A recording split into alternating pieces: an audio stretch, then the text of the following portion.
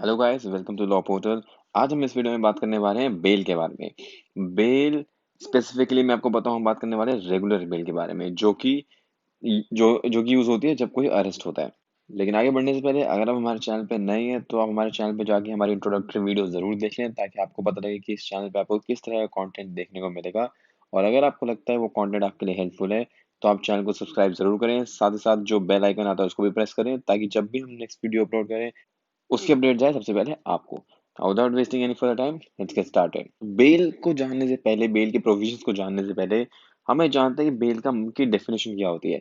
अब बेल की definition CrPC में कहीं नहीं दी हुई, तो एक जेनेरिक डेफिनेशन के लिए हम किसको रेफर करेंगे? ब्लैक्स लॉ डिक्शनरी को। तो ब्लैक्स लॉ डिक्शनरी जो है वो क्या बोलती है? वो बोलती है bail is a form of security such as cash or a bond, especially security required by court for the release of a prisoner who must appear at a further time। अब जो जनरल पैरलेंस में हम लोग use करते हैं bell का मतलब, उसका मतलब होता है means judicial release from custody. It is as simple as that. Meaning समझने के बाद हम इसमें आगे बढ़ते हैं। सबसे पहले देखते हैं कॉम्पिटेंट अथॉरिटीज क्या है सीआरपीसी में हु कैन ग्रांट बेल।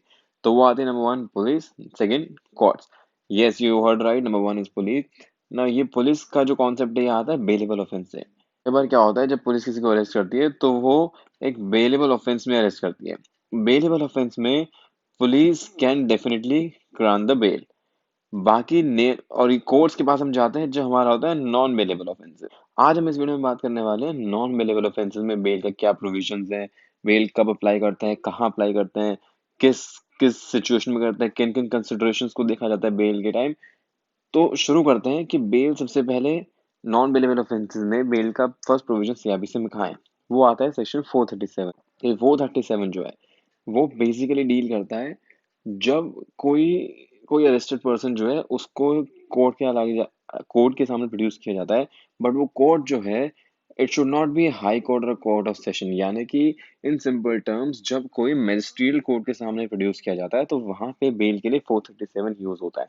अब 437 का मतलब क्या है? 437 क्या कहता है? When any person, right, accused of or suspected of the commission of any non-bailable offense is arrested or detained without warrant by an officer in charge of a police station।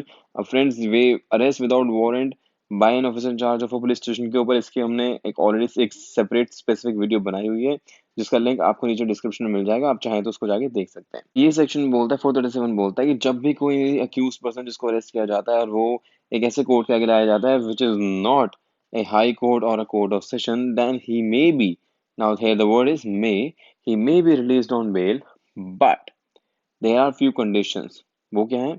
Number one, such person shall not be so released if there appear reasonable grounds for believing that he has been guilty of an offense punishable with death or imprisonment for life। अब इसको अगर मैं आपको example दूं तो ये बहुत simple कि अगर किसी को कोई पुलिस ऑफिसर 302 यानी कि मर्डर के चार्ज पे अरेस्ट करता है तो उस केस में उसका मैजिस्ट्रेट के आगे प्रोड्यूस किया जाएगा, तो वहां पे उसको बेल नहीं दी जाएगी।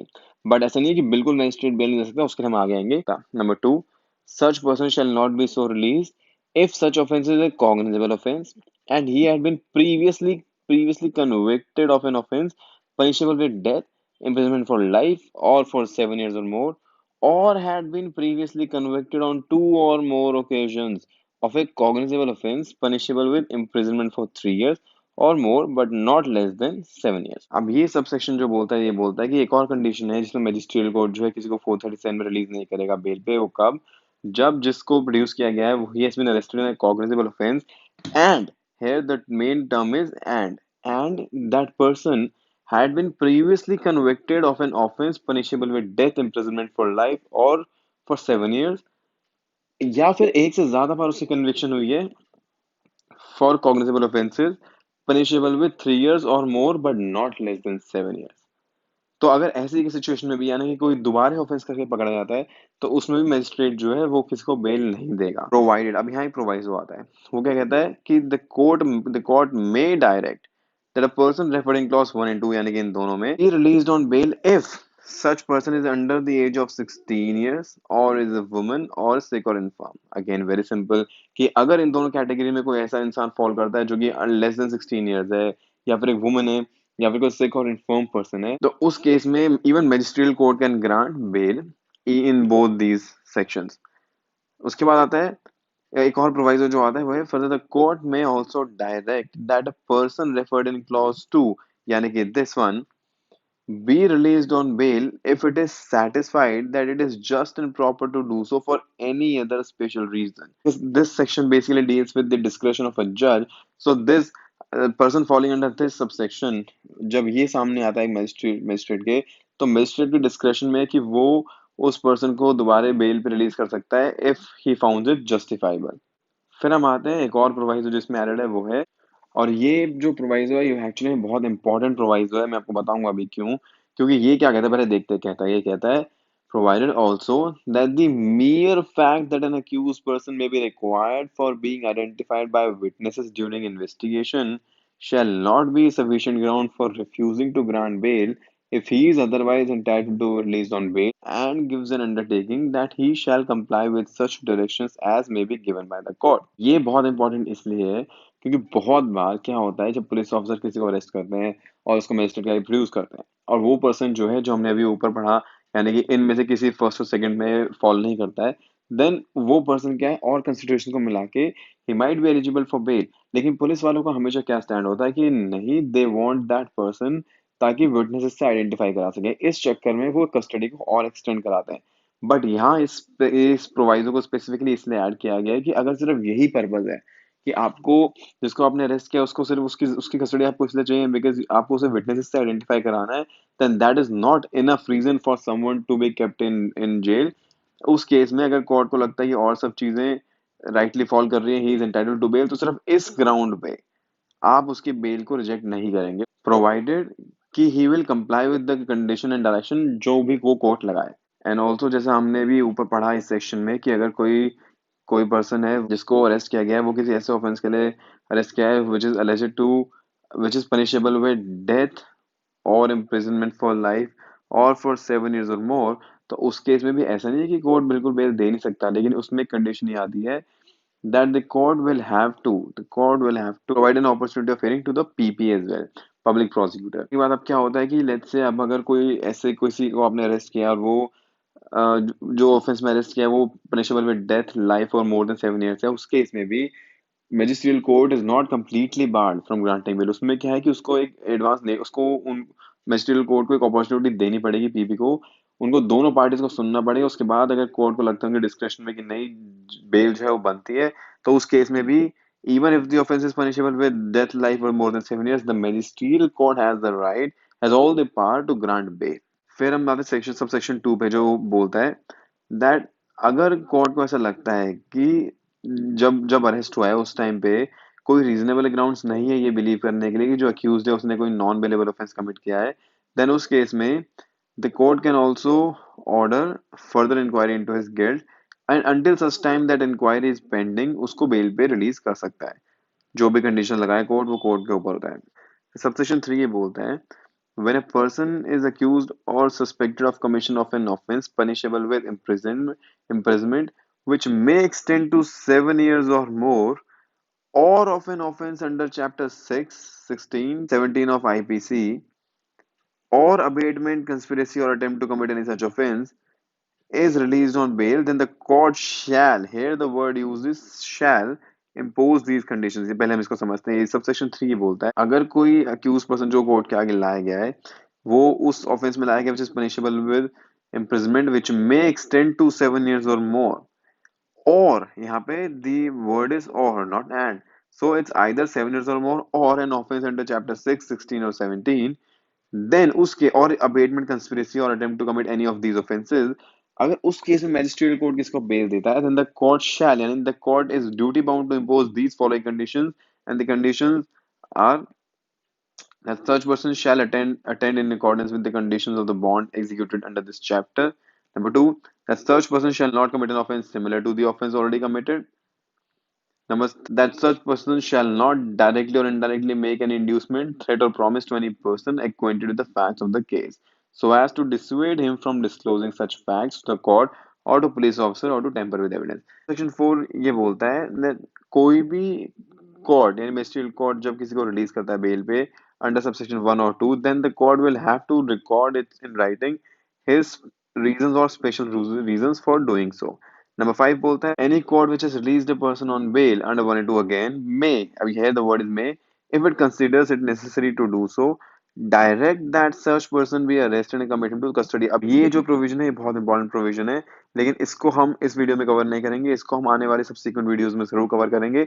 अगर आप चाहते हैं उस कैंसिलेशन ऑफ बेल की जजमेंट की अपडेट आपको सबसे पहले मिले तो आप इस चैनल को सब्सक्राइब जरूर करें। नंबर 6 क्या बोलता है, if in any case triable by a magistrate, the trial of a person accused of any non-bailable offense is not concluded within a period of 60 days from the first date fixed for taking evidence in the case, such person shall, again shall, if he is in custody during the whole of the said period, be released on bail to the satisfaction of magistrate unless for reasons to be recorded in writing the magistrate otherwise directs। इसका मतलब बहुत simple सा है कि अगर कोई magisterial tribal case में कोई ऑफेंस जो उसका ट्रायल स्टार्ट हुआ उसको फर्स्ट डेट लगी एविडेंस की, लेकिन 60 डेज के अंदर वो ट्रायल नहीं खत्म होता है और सिंस वेरी बिगिनिंग वो पर्सन जो है वो कस्टडी में है, देन आफ्टर 60 डेज उसका राइट बनता है कि मैजिस्ट्रेट उसको रिलीज करे ही करे बेल पे।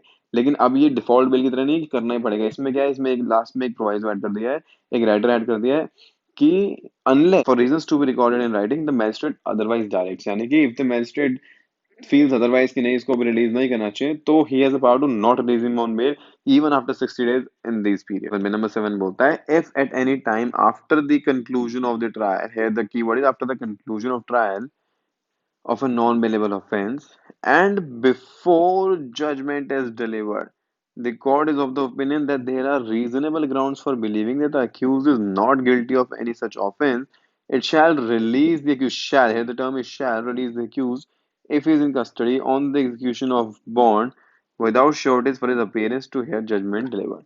It is again a very simple section, very simple provision। It says कि अगर किसी ट्रायल का कंक्लूजन हो गया है लेकिन जजमेंट अभी तक नहीं आई है एंड द कोर्ट फील्स कि इसमें इस ऑफेंस में there are reasonable grounds to believe कि he has not committed, the accused person has not committed the offense, तो उस केस में magistrate has the power and the shall say the magistrate will have to release him on bail, that too on his personal bonds, not with sureties but on personal bond। 437 के अलावा एक और section बहुत important है, वो है 439। अब 439 भी रेगुलर बेल से ही डील करता है, लेकिन 439 डील करता है special powers of high court and court of session regarding bail. अब ये क्या है वो समझते हैं। ए हाई कोर्ट और अ कोर्ट ऑफ सेशन में again direct that any person accused of an offense and in custody be released on bail, and if the offense is of nature specified in subsection 3 for 437 may impose any condition which it considers necessary for the purposes mentioned in that subsection। again ये बहुत simple सा provision है इसके अंदर। अच्छा, इसके अंदर कोई ऐसा नहीं दिया हुआ है कि अगर कोई with death imprisonment of life और मोर देन 7 years के ऑफेंस में आया है प्रोड्यूस हुआ है तो उसमें उनको बेल नहीं दे सकते, ऐसा कुछ नहीं है। यहाँ पे स्पेशल पावर्स आती है हाई कोर्ट और कोर्ट ऑफ सेशन के बाद पूरी पूरी पावर है कि वो even if someone is accused with an offence which is punishable with death और लाइफ, इवन उस केस में भी they can grant him bail. यहाँ पे ऐसी कोई कंडीशन नहीं जो 437 में थी। नंबर 1। नंबर 2, बस एक कंडीशन ये कि अगर कोई ऐसे ऑफेंस में लाया जाता है जो या 437(3) की कंडीशन फुलफिल करता है, उस केस में कोर्ट ऑफ सेशन को कुछ कंडीशन इंपोज करनी पड़ेगी जो 437(3) में इम्प्लाइड है। ये इससे एक और चीज हमें पता लगती है कि सिर्फ 437(3) के अलावा, यानी कि अगर किसी भी ऑफेंस में जो 437(3) में नहीं आता है, उस केस में अगर आप किसी की बेल 439 में लगाते हो हाई कोर्ट या कोर्ट ऑफ सेशन के आगे, तो उनको इतनी पावर है कि वो विदाउट एनी कंडीशंस भी किसी को बेल दे सकते हैं। तो ये है special powers of high court. और नंबर 2 क्या कहता है, that high court and court of session have also the power to modify और set aside any condition imposed by magistrate when releasing any person on bail. यानी कि जैसे 437 में magistrate जो है किसी को बेल देता है और कुछ कंडीशंस इम्पोज करता है। अगर आपको लगता है, किसी को लगता है कि वो कंडीशंस जो है वो they are not reasonable one, then they can apply under 439(1)(b to High Court or Court of Session for modification or setting aside of those directions। इसके अंदर एक important proviso जो आता है वो ये है कि जो हाई कोर्ट और कोर्ट ऑफ सेशन है वो बेल ग्रांट करने से पहले especially to a person who is accused of an offense which is triable exclusively by court of session, और जो exclusively triable by session court नहीं है लेकिन punishable है with imprisonment for life, तो उस केस में प्रोसेशन और हाई कोर्ट को एक नोटिस देना पड़ेगा to the public prosecutor, and उसके बाद ही वो बेल की हियरिंग सुन के बेल पे ऑर्डर करेंगे। अनलेस, अच्छा यहाँ पे इट इज नॉट मैंडेटरी, यहाँ पे एक और प्रोविजो में वो है unless it is for reasons to be recorded in writing of opinion that is not practicable to give such notice. That means कि अगर कोई ऐसा ऐसा एक्सक्लूसिव एक्स्ट्रॉर्डनरी केस आता है जहाँ पे नोटिस देने से will cause miscarriage of justice, तो उस केसेस में, उस सिचुएशन में हाई कोर्ट और कोर्ट ऑफ सेशन वो विदाउट पीपी को नोटिस इशू करे भी बेल दे सकते हैं। इतनी तक पावर है 439 में। कॉर्ट प्रोवाइजो जो रिसेंटली ऐड हुआ है वो ये कहता है दैट द हाई कोर्ट और court of session shall, again अब यहाँ पे मैंडेटरी हो गया है shall, before granting bail to a person who is accused of an offense triable under section 376(3), 376(ab), 376(da) or 376(db) of the IPC, give notice of the application for bail to the public prosecutor within a period of 15 days from the date of receipt of notice of such application। यानी कि इन सब offences में अगर कोई court of session high court move करता है, उस case में both the courts are duty bound to issue notice to public prosecutor, और उन केस में पब्लिक प्रोसिक्यूटर को सुनने के बाद ही सेशन कोर्ट और हाई कोर्ट जो है कोई ऑर्डर पास कर सकते हैं।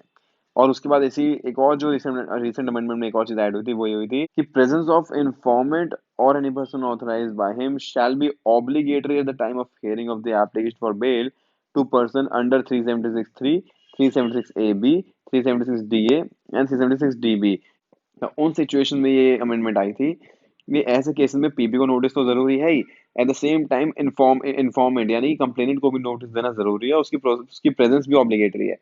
इन प्रैक्टिस क्या होता है कि कंप्लेनेंट को डेफिनेटली स्पेशली बुलाया ही ज्यादा नोटिस इशू करनी कंप्लेनेंट है इन्फॉर्मेंट को, और उसके बाद ही हियरिंग के बाद कोई वर्डिक्ट दी जाती है। और नंबर टू आता है, ये भी अगेन बहुत इंपॉर्टेंट है, ये से कहता है कोर्ट और हाई कोर्ट और court of session may direct that any person who has been released on bail under this chapter be arrested and committed to custody. Again ये भी बहुत इंपॉर्टेंट पार्ट है, लेकिन हम इस वीडियो में कवर नहीं करेंगे, इसको हम एक सब्सिक्वेंट वीडियो में कवर करेंगे। तो in order to stay updated, do subscribe to our channel and do also press the bell icon. आगे बढ़ते हैं कि bail in non bailable offences. अब जब देखने में तो these are non bailable offences, तो इसका मतलब ये नहीं है कि नॉन बेलेबल ऑफेंस की आपको बेल कभी मिलेगी ही नहीं, ऐसा नहीं है। सिर्फ एक एक्यूजेशन या charge of non bailable offence is not enough to deny bail to anyone. बहुत सारी सिचुएशंस होती है, नॉन बेलेबल ऑफेंस का मतलब बस इतना होता है कि पुलिस जो है यानी कि एग्जीक्यूटिव पावर जो है वो आपको बेल नहीं दे सकती। अब आपको एक जुडिशियल माइंड ही आपको एक बेल दे सकता है, क्योंकि वो भी after judicially scrutinising the record and everything. और इसका रीजन बहुत सिंपल है that individuals liberty is supreme. तो इसीलिए सिर्फ नॉन बेलेबल ऑफेंस लगा के बोल देना बेल नहीं मिलेगी इज कम्प्लीटली कम्प्लीटली रॉन्ग। दूसरी बात कि नॉन बेलेबल ऑफेंस में बेल जो है वो हर बार ऐसा नहीं है कि सिर्फ हर बार मिल ही जाती है, वो डिस्क्रेशन ऑफ कोर्ट पे डिपेंड करता है, और जो डिस्क्रेशन है it is not unfettered but guided by several factors. और ये सब जो फैक्टर्स हैं हम आगे देखते हैं। लैंडमार्क जजमेंट है Gurcharan Singh versus state Delhi administration की। ये बहुत इंपॉर्टेंट जजमेंट है फ्रेंड्स, आप सबको पढ़नी चाहिए, और अगर आप चाहते हैं हम इसके ऊपर भी एक डेडिकेटेड अपना एनालिसिस पोस्ट करें तो हमें कमेंट करके जरूर बताएं। इस जजमेंट में काफी अच्छे डिस्कशन के बाद सुप्रीम कोर्ट ने गाइडलाइंस दी थी कि before giving bail in a non bailable offence क्या क्या चीजें होती है जो कोर्ट को माइंड में रखनी चाहिए, यानी कि जो कंडीशंस प्रेसिडेंट होती है वो क्या होती है। Number one, nature and gravity of the circumstances in which the offense is committed, position and the status of accused with reference to victim and the witnesses, likelihood of the accused fleeing from justice, of repeating the offense, of jeopardizing his own life being faced the grim prospect of possible conviction, of tampering with witness, and the history of the case as well as of its investigation। कि अब तक हमने देखा कि bell non bailable offences में कैसे मिलती है, क्या क्या कंडीशंस होती हैं, लेकिन उसके अलावा एक कॉन्सेप्ट और होता है जिसे बोलते हैं डिफॉल्ट बेल। अब डिफॉल्ट बेल में जैसे अभी तक हमने पढ़ा कि मजिस्ट्रेट कब बेल दे सकता है, हाई कोर्ट और सेशन कोर्ट ऑफ सेशन कब कैसे किन सिचुएशन में कैसे बेल दे सकते हैं, लेकिन हर चीज में हमने एक चीज जरूर नोट की कि it all boils down to the discretion of the जज। यानी कि एक जज के डिस्क्रेशन पे ही सब कुछ होता है। यानी कि अगर किसी जज को लगता है कि रीजन है कि वो चाहे तो रीजन से किसी रीजन से ना दे, कोई जज होता है कुछ रीजन की वजह से बेल दे भी देता है, वो डिस्क्रेशन का पार्ट आ गया। लेकिन एक प्रोविजन आता है जो बात करता है डिफॉल्ट बेल की। डिफॉल्ट बेल का मतलब होता है कि जो कंडीशन है डिफॉल्ट बेल के लिए अगर वो फुलफिल होती है, तो किसी भी कोर्ट के पास, चाहे वो मजिस्ट्रियल कोर्ट हो चाहे कोर्ट ऑफ सेशन हो, कोई डिस्क्रेशन कोई डिस्क्रेशन जिसकी अभी तक हम बात कर रहे थे, कोई डिस्क्रेशन नहीं बचता है। And have to they have to release the accused person, the arrested person on bail. और वो डिफॉल्ट बेल कंडीशंस कहाँ आती है, वो आती है 167 सेक्शन 167 सबसेक्शन 2, ये मैं आप चाहे तो पॉज करके पूरा पढ़ सकते हैं, मैं आपको ब्रीफ में बता देता हूँ। डिफॉल्ट बिल कब होता है? जब in case of an offense punishable with death, imprisonment for life और imprisonment for not less than 10 years, in in situation में जब जो पुलिस ऑफिसर है वो 90 days के अंदर अंदर इन्वेस्टिगेशन पूरी नहीं करता है, उस सिचुएशन में the magistrate और the court have to release the person on bail। और दूसरा होता है कि जब इन सब के अलावा जो ऑफेंसेस हैं उन सब में 60 days के अंदर अगर इन्वेस्टिगेशन पूरी नहीं होती है तो अक्यूज अरेस्टेड पर्सन का राइट बन जाता है और कोर्ट को भी नेसेसरली बेल पे रिलीज करना ही पड़ेगा अरेस्टेड पर्सन को। वे इन्वेस्टिगेशन पूरी होने का क्या मतलब मैं बताता हूँ। इन्वेस्टिगेशन पूरी करने से मतलब होता है चार्जशीट कब फाइल हो रही है। अगर चार्जशीट फाइल होने का ये टाइम लिमिट है 90 days एंड 60 days, और यही अगर चार्जशीट 90 days में इन ऑफेंसेस में नहीं होती है तो राइट ऑफ डिफॉल्ट बिल आ जाता है, और 60 days अदर ऑफेंसेस में तो right of default bail automatically आ जाता है। तो जब कोई अरेस्ट होता है तो उसकी पर्सनल लिबर्टी इफेक्ट होते हैं, इसीलिए जो बेसिक प्रिंसिपल है, बेसिक रूल है जो हमेशा से चलता है वो है that bail is a rule and jail is an exception. ये वेरी वेरी इंपॉर्टेंट कॉन्सेप्ट है इन ज्यूरिस्प्रूडेंस ऑफ बेल। लेकिन प्रॉब्लम क्या होती है कि आज के टाइम में मैं आपको अगर थोड़ा सा प्रैक्टिकलिटी बताऊं कि ऑन ग्राउंड क्या होता है, तो इस पूरे रूल को हर कोई भूल गया है। ये इस चीज के ऊपर कहीं काम ही नहीं हो रहा, कोई ध्यान ही नहीं दे रहा है। इनफैक्ट इसी चीज के रिगार्डिंग एक बहुत अच्छे डिस्कशन के बाद इस Dadra versus state of UP में सुप्रीम कोर्ट ने बहुत अच्छे तरीके से कंडीशन को डिस्क्राइब करते हुए ये सारी जजमेंट्स को डील करते हुए बोला था that it is a very basic and very important rule that grant of bail is a rule and refusal of same is an exception। यानी कि जेल जो है वो बहुत एक्सेप्शन है और आपको एक्सेप्शन सिचुएशन में ही किसी को अरेस्ट करके जेल में डालना डालना चाहिए। अदरवाइज अगर आप अरेस्ट भी करते हो तो bail should be a rule. ऐसे नहीं कि अगर किसी को अरेस्ट कर लिया नॉन बेलेबल ऑफेंस में तो आप बस उसको अंदर ही कर दो, आपने उसको डाल रखा है जेल में। This is not how it is meant to be, क्योंकि अरेस्ट करने में आप किसी की पर्सनल लिबर्टी कर्टेल कर रहे हो और किसी को जेल में डाल देना गॉड। इसीलिए but it pains me to say कि in today's time on ground this rule has been completely forgotten। But चलिए, खैर, विदाउट गेटिंग कैरिड अवे आगे बढ़ते हैं। जो हम आते हैं कि जब एक बेल एप्लीकेशन फाइल होती है तो उसकी कंसिडरेशन में क्या उसकी क्या कैसे कंसिडरेशन की जाती है, उसके लिए क्या क्या चीजें जरूरी होती हैं। तो Lokesh Singh versus state of UP ने सुप्रीम कोर्ट ने अपने पैराग्राफ 11 एंड 12 में इसको डील किया था और बोला था while dealing with an application for bail there is a need to indicate in the order reasons for prima facie concluding why bail was being granted, particularly where an accused was charged of having committed a serious offense.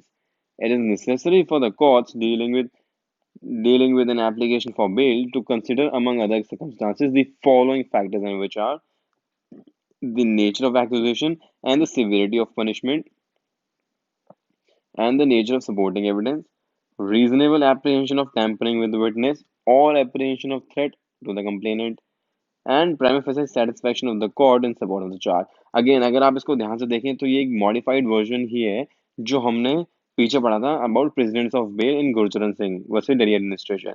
तो उसी को थोड़ा सा refine करके Lokesh Singh versus state of UP में supreme court ने दोबारा से गाइडलाइंस पास की। पैरा 12 में कोर्ट ने क्लैरिफाई किया कि सिर्फ इन फैक्टर्स को कंसिडर करने का मतलब ये नहीं कि आपको एक कंक्लूसिव फाइंडिंग देनी है मेरिट्स पे, नहीं, लेकिन उसमें एप्लीकेशन ऑफ माइंड जो है रिफ्लेक्ट होना चाहिए एक बेल ऑर्डर में, ताकि पता लग सके कि ये सब जो कंसिडरेशन है वो कंसिडर किए गए हैं और किस वजह से बेल जो है ग्रांट की गई है और किस वजह से बेल जो डिनाई की गई है। Last but not the least, ये तो बहुत सिंपल सी चीज आपके सामने, आप चाहे तो खाली पढ़ के समझ में आ रहा होगा। बेल है ना बेलेबल होगा, तो जब ऑफेंसिव बेलेबल हो गया तो उसके अंदर ज्यादा कुछ एक्सप्लेन करने की नीड है नहीं। सिंपल सा आप चाहे तो एक केस नोट कर सकते हैं अपने एग्जाम्स के लिए, जिसमें बस ये बोला गया था in case of bailable offence there is no question of discretion in granting bail, obviously it is a bailable offense, so bail comes as a right to the person who has been arrested।